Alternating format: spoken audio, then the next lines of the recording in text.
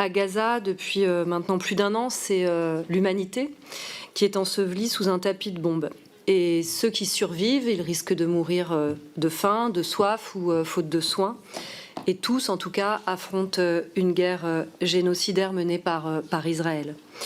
Et force est de constater malheureusement que la position de la France incarne un 2 poids 2 mesures, un double standard, puisque vous refusez d'endosser le rôle qui devrait être celui de notre pays concernant les crimes commis par le gouvernement israélien, et ce en Palestine et au Liban, c'est-à-dire être le fer de lance du droit international et de la justice internationale.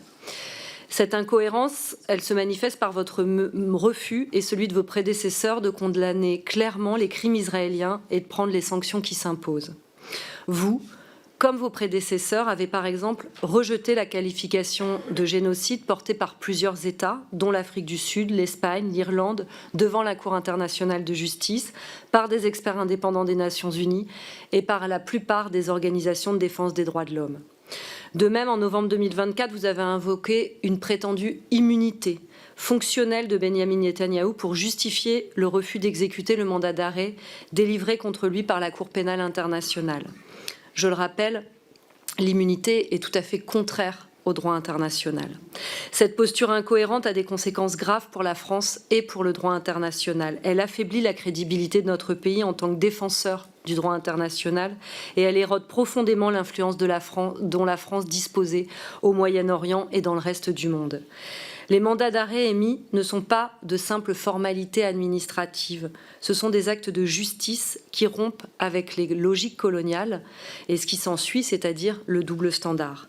Elles fragilisent aussi le droit international perçu finalement comme de moins en moins juste et universel et renforcent le discours des régimes autoritaires pour lequel le recours à la force est la seule solution politique.